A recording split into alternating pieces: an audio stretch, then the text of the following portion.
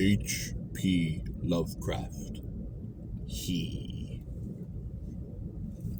I saw him on a sleepless night when I was walking desperately to save my soul and my vision.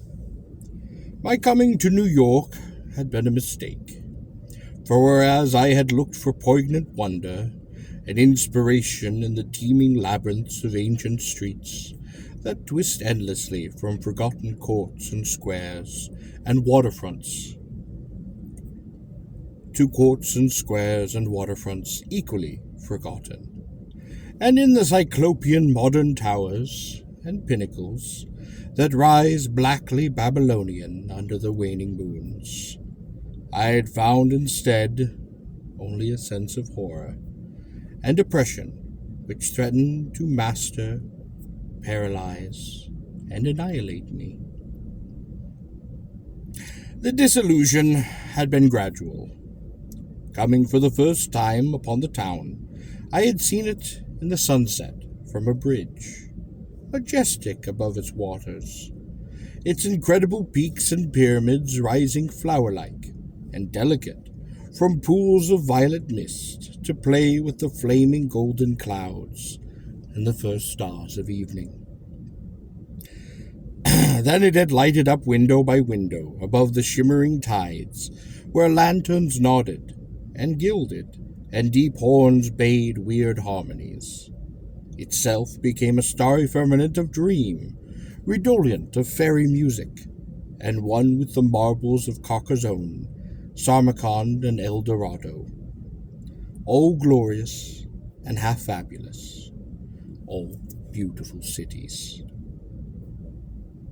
Shortly afterward, I was taken through these antique ways so dear to my fancy, narrow, curving alleys and passage where rows of red Georgian brick blinked with small pan dormers above pillared doorways that had looked on gilded sedans and paneled coaches.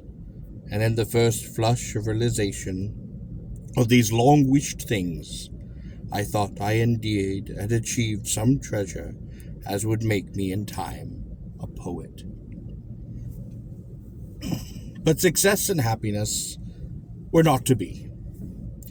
Garish daylight shewed only squalor and alienage, and the noxious elephantize of climbing, spreading stone, where the moon had hinted of elderliness and loveliness and the elder magic, and the throngs of people that seethed through those flume-like streets were squat, swarthy strangers, with hardened faces, narrow eyes, shrewd strangers without any a dream, without kinship to the scenes about them.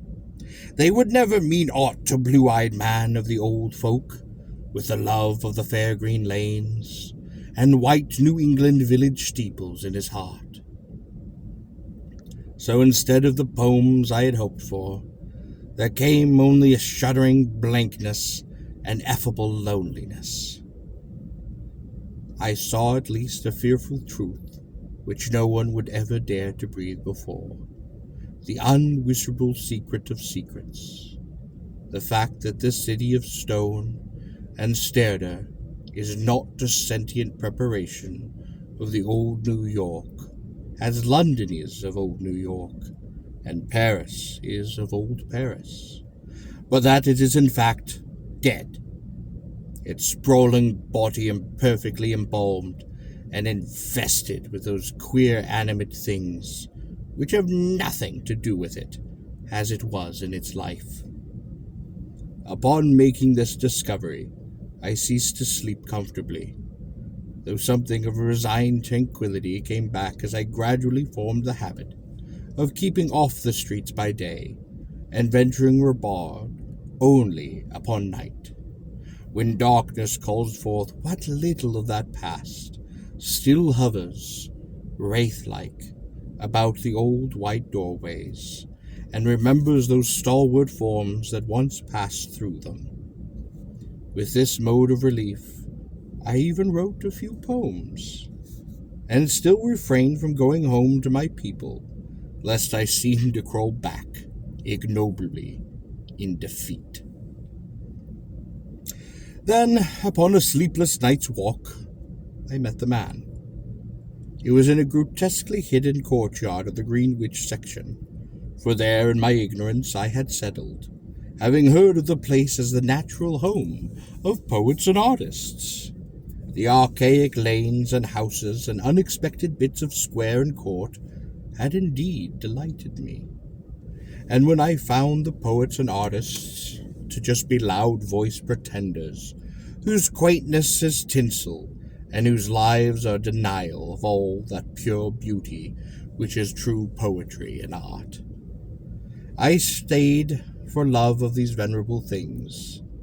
I'd fancy them as they were in their prime, when Greenwich was a placid village, not yet engulfed by the neighboring town, and in the hours before dawn, when all the revellers had slunk away, I used to wander alone among their cryptical windings and brood upon the curious arcane which generations must have deposited there. This kept my soul alive, and gave me a few of those dreams and visions for which the poet far within me cried out. The man came upon me at about 2, one cloudy August morning, as I was threading a series of detached courtyards, now accessible only through the unlighted hallways of the intervening buildings, but once forming parts of a continuous network of the picturesque alleys. I had heard of them by vague rumor, and realized that they could not be upon any map of today, but the fact that they were forgotten endeared them to me, so that I had sought them with twice my usual eagerness. Now that I had found them, my eagerness was again redoubled, for something in their arrangement dimly hinted that there might be only a few of many such, with dark, dumb counterports, wedged obscurely betwixt the high bank walls and deserted near tenements, or lurking lamplessly behind the archways, unbetrayed by the hordes of the foreign-speaking, or guarded by fugitive and uncommunicative artists, whose practices do not invite publicity or even the light of day. He spake to me without any invitation, noting my mood and glances as I studied certain knockered doorways above the iron-railed steps, the pallid glow of tracered truncheons feebly lighting my face. His own face was deep in shadow, and he wore a wide-brimmed hat, which somehow blended perfectly with that out-of-date cloak he affected. But I was suddenly disquieted, even before he addressed me. His form was very slight, thin, almost to cavitousness, and his face proved phenomenally soft and hollow, though not particularly deep. He had, he said, noticed me several times at my wanderings, and inferred that I resembled him in loving the vestiges of the former years. Would I not like the guidance of one long practiced in these explorations, and possessed of local information profoundly deeper than any which any obvious newcomer could possibly have gained? As he spoke, I caught glimpses of his face in the yellow beam from a solitary attic window. It was noble, even handsome, an elderly countenance, and bore the marks of a lineage and refinement unusual for this age and this place. Yet some quality about it disturbed me, almost as much as its features did please me. Perhaps it was too white, maybe too expressionless, maybe too much out of keeping with the locality to make me feel any ease or comfort. Nevertheless, I followed him, for in those dreary days my quest for the antique beauty and mystery was all that I had to keep my soul still alive. I reckoned it a rare favor of fate to fall in with one whose kindred seekings seemed to have penetrated so much further than mine. Something in the night constrained the cloaked man to silence, and for a long hour he led me forward without needless words, making only the briefest of comments concerning ancient names, or dates, or simple changes, and directing my progress very largely by gestures as we squeezed through interstices, tiptoed through corridors, and clambered over the brick walls.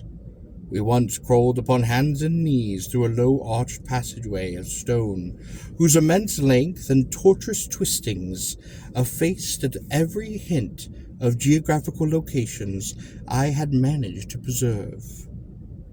The things we saw were old and marvelous, or at least they seemed so in those few straggling rays of light by which I did view them.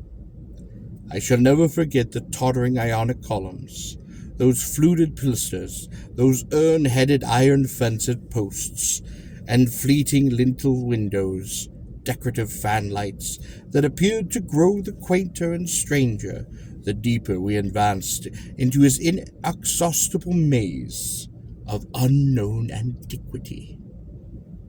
We met no person, and as time passed, the lighted windows became fewer and fewer. The street lights we first encountered had been of oil, and of the ancient lozenge pattern. Later I noticed some with candles, and at last traversing a horrible unlighted corridor, where my guard had to lead with his gloved hand through total blackness to a narrow wooden gate upon a high wall, we came upon a fragmentation of alley, lit only by lanterns in front of every seventh house, unbelievably colonial, in lanterns with conical tops and holes punched in the sides. This alley led steeply uphill, more steeply than I thought possible, in this part of the New York. The upper end was blocked squarely by an ivy-clad wall of a private estate, beyond which I could see a pale cupola, and the tops of trees waving against a vague lightlessness in the sky. In this wall was a small, low-arched gate of nail-studded black oak, which the man proceeded to unlock with a long and ponderous key. Leading me within, he steered a course in utter blackness over which seemed to be a gravel path, and finally up a flight of some steps to the door of the home. He then unlocked and opened it for me. We entered, and as we did, so I grew faint from a reek of infinite mustiness which welled out to meet us, and which must have been the fruit of some unwholesome centuries of decay. My host appeared not to notice this, and in courtesy I kept silent as he piloted me up the curving stairway, across a hall, and into a room whose door I heard him lock behind us. I then saw him pull the curtains of the 3 small paneled windows that barely shewed themselves against the lightening sky, after which he then crossed to the mantel, struck with a flint and steel, and lighted 2 candles of a candelabra of 12 scones. He made a gesture, enjoining his soft-toned speech. In this feeble radiance, I saw that we were in a spacious, well-furnished, and panelled library, dating from the first quarter of that 18th century, with splendid doorway pediments, delightful Doric cornice, and a magnificent carved over-mantel with scroll and urn top. Above the crowded bookshelves at intervals along the walls were well-wrought family portraits, all tarnished to an enigmatical dimness, and bearing an unmistakable likeness to the man who now motioned me to a chair beside the graceful Chippendale table. Before sitting himself across the table from me, my host paused for a moment, as if in some embarrassment, Then tardily he removed his gloves, his wide-brimmed hat, and his cloak. He stood theatrically, revealed in his full mid-Gorgarian costume, from acute hair and neck ruffles to knee breeches, silk, hose, and the buckle shoes that I had not previously noticed. Now, slowly sinking into a leer-back chair, he commenced to eye me most intently. Without his hat, he took on an aspect of extreme age, which was scarcely visible before, and I wondered if this unperceived mark of singular longevity were not one of the sources of my original disquiet. When he spoke at length, his soft, hollow, and carefully muffled voice not infrequently quavered. Now and then I had great difficulty in following him as I listened with a thrill of amazement and half-disavowed alarm, which grew upon each instant and syllable. "You behold, sir," my host began, "a man of very eccentric habits, for whose costume no apology need be offered, to one with your wit and inclination. Reflecting upon better times, I have not scrupled to ascertain their ways, and adopt their dress or their manners, an indulgence which offends none, if practiced without ostentation. It hath been my good fortune to retain the rural seat of my ancestors, swallowed though it was by two towns.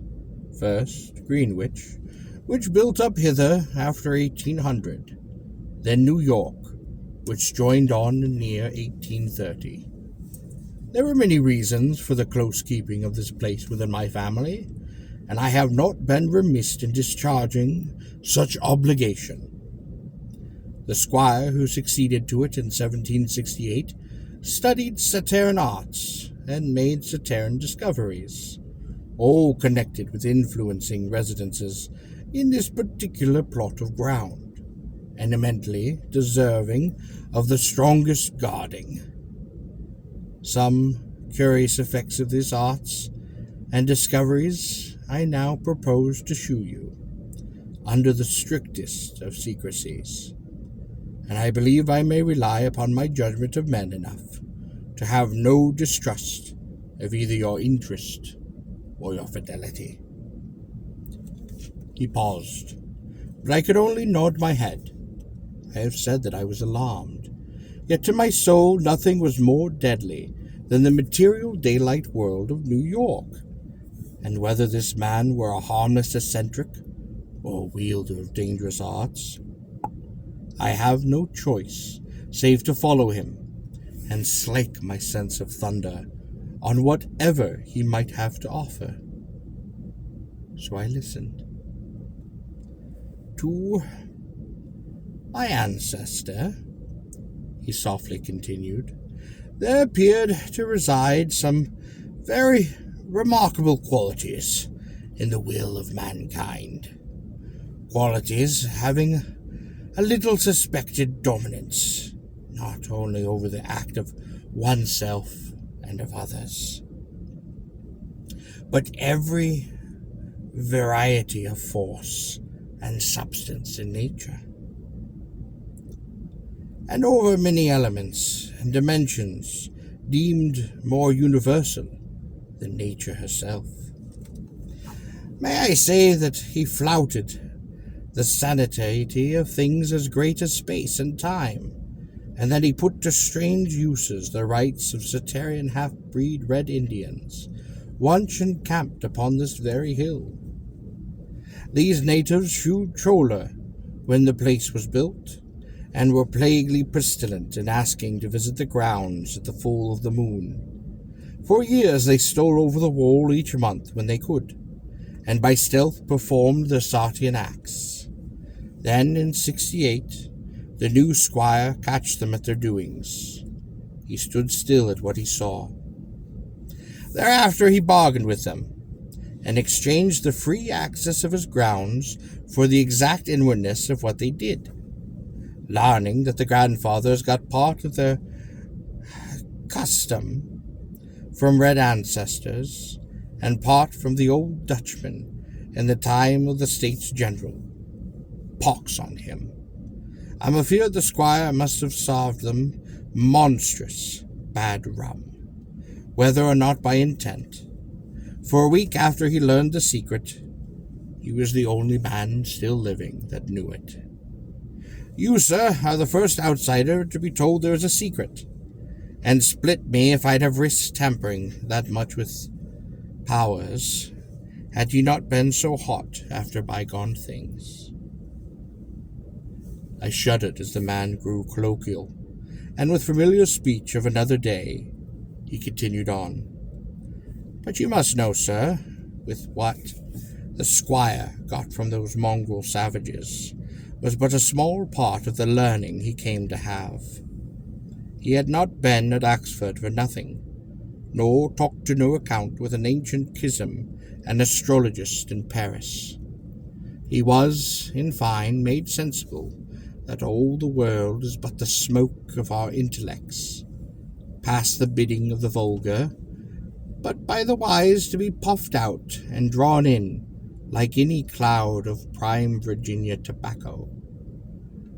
That we want, we may make about us, and what we don't want, we may sweep away.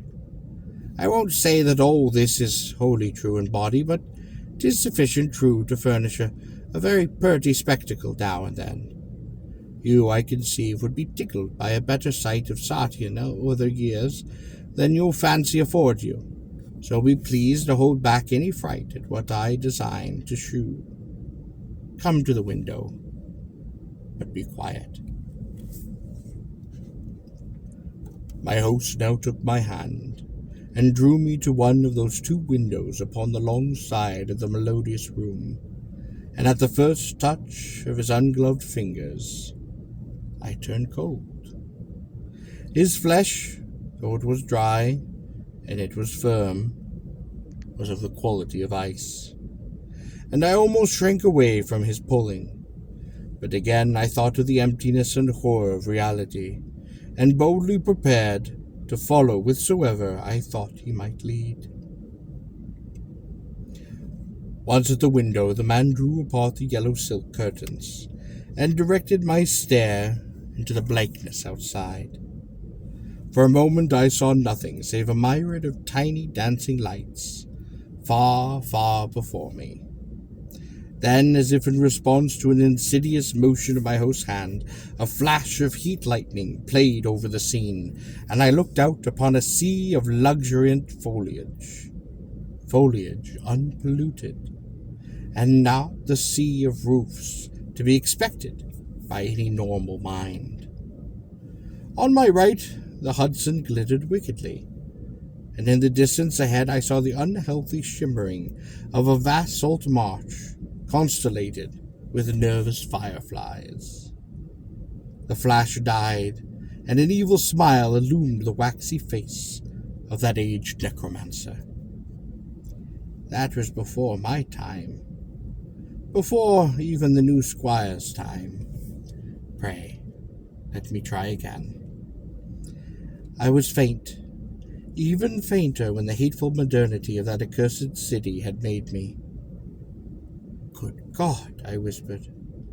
Can you do that for any time? And as he nodded, and bared the black stumps of what had once been yellow fangs, I clutched upon the curtains to prevent myself from falling. But he steadied me with his terrible ice-cold claw, and once more he made his insidious gestures. Again that lightning flashed, but this time upon a scene not wholly strange, for it is Greenwich, or the Greenwich that used to be, with here and there a roof or a row of houses as we see it now, yet with a lovely green lane and fields and bits of its grassy common, the marshes still glittering beyond, But in the further distance I saw the steeples of once what was then old New York. Trinity, St. Paul, and the brick church dominated their sisters, and a faint haze of wood smoke hovering over the whole. I breathed hard, but not so much among the sight itself as from the possibilities my imagination terribly began to conjure up. Dare you go far? I spoke with awe, and I think he shared it for a second. Then his evil grin returned. Far? What I have seen would blast ye to mad statue of stone. Back, back, forward, forward, looking, ye puling lackwit. And as he snarled the phrase under his breath, he gestured anew, bringing to the sky a flash, more blinding than either that he had come before. For a full 3 seconds I could glimpse that pandemonic sight, and in those seconds I saw a vista which will ever afterward torment me in my dreams. I saw the heavens verminous with strange flying things. Beneath them a hellish black city of giant stone, terraced with impious pyramids, flung savagely to the moon. Devil lights burning from unnumbered windows, and swarming loathsomely on aerial galleries, I saw the yellow squint-eyed people of that city, robed horribly in orange and red, and dancing insanely to the pondering of those fevered kettle drums, the clattering of obscene cortola, and the manacled moaning of muted horns, whose ceaseless dirge rose and fell undulantly like the waves of an unhollowed ocean of bitumen.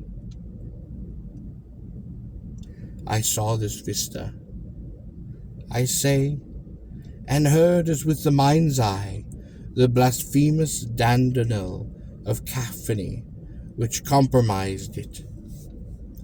It was the shrieking fulfillment of all the horror which the corpse city had ever stirred upon my soul, and forgetting every injecture to silence, I screamed and screamed and screamed as my nerves gave way and the walls stood quiet about me.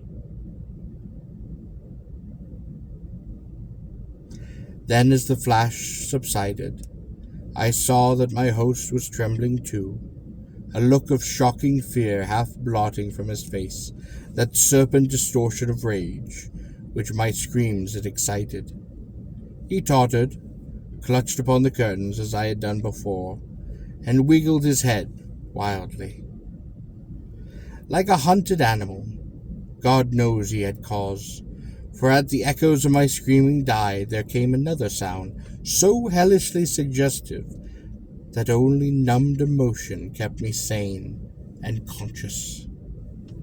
It was a suggestion that only steady, stealthy creaking of the stairs beyond that locked door, as with the ascent of a barefoot or a skin-shod horde, and at last the cautious, purposeful rattling of the brass latch that glowered in that feeble candlelight.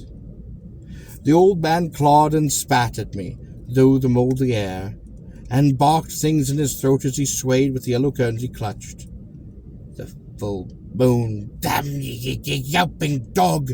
Ye called them, and they've come for me. Moccasin feet, dead men, God sink ye, ye red devils! But I poisoned no rum of yours. Hadn't I kept your pox-rotted magic safe? Ye swilled yourself sick, curse ye, and ye must needs blame the squire. Let go, you! Unhand that latch, I am not for ye here. At this point, 3 slow and very deliberate raps shook the panels of the door, and a white foam gathered upon the mouth of the frantic magician. His fright, turning to steely despair, left room for a resurgence of his rage against me, and he staggered a steep toward the table upon whose edge I was steadying myself. The curtains, still twitched in his right hand, as his left clawed out to me, grew taut, and faintly crashed down from their lofty fastenings, admitting to the room a flood of that full moonlight which the brightening of the sky had presaged. In those greenish beams the candles paled, and a new semblance of decay spread over the musk-reeking room, with its wormy paneling, its sagging floor, its battered, matted, and carried mantle, rickety furniture, ragged draperies. It spread over the old man, too, whether from the same source or because of his fear and his vehemence, and I saw him shrivel and blacken as he lurched near and strove to rend me with his vultured talons. Only his eyes stayed whole, and they glared with a propulsive, diluted incandescent which grew as the face around them began to char and dwindle. The rapping was now repeated, with greater insistence, and this time bore a hint of metal. The black thing facing me had become only a head with eyes, impotently trying to wiggle across the sinking floor upon my direction, and occasionally emitting a feeble little spit of immortal malice. Now swift and splintering blows assailed those sickly panels, and I saw the gleam of a tomahawk as it cleft the rending wood. I did not move. I could not. But I watched dazedly as the door fell in pieces to admit a colossal, shapeless influx of inky substance, starred with a shining, malevolent eye. It poured thickly, like a flood of oil, bursting a rotten bulkhead. It overturned a chair as it spread, and finally flowed under the table and across the room to where the blackened head, with the eyes still glaring upon me. Around the head it closed, totally swallowing it up, and in another moment it had begun to recede, bearing away its invisible burden without even touching me. It flowed again out of that black doorway, and down, unseen, across the stairs, which creaked softly as before, though in reverse order. The floor gave way at last.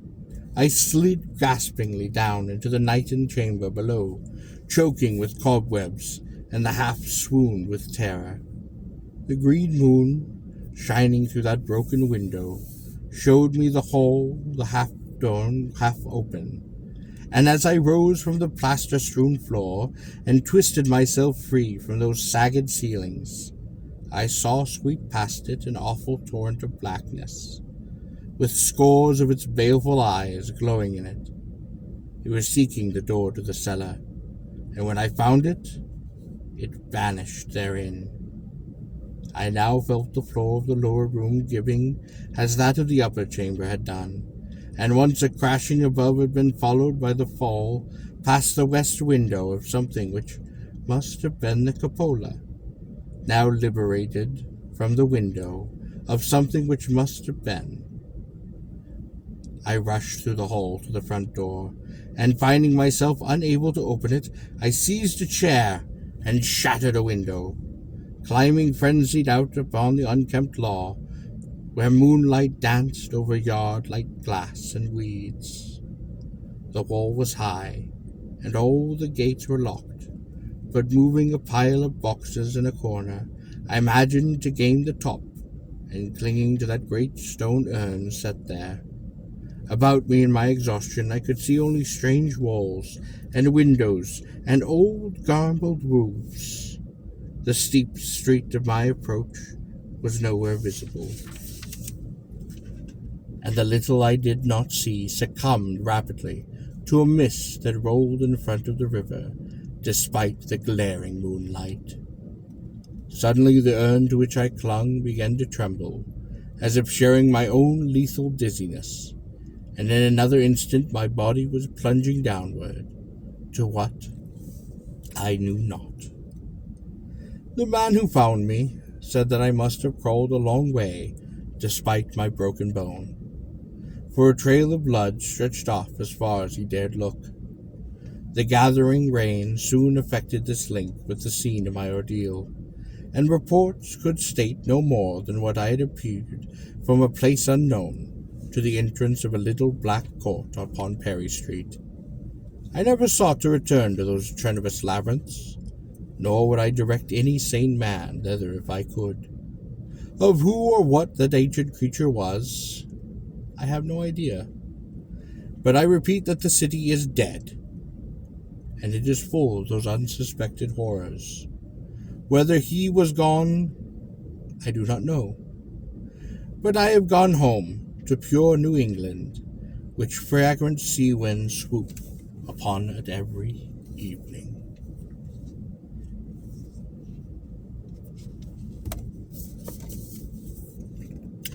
Written upon August 11th, 1925, after a long voyage of exploring in the New York, New Jersey area, he is perhaps Lovecraft's most poignant evocation of the wonders and terrors of that metropolis.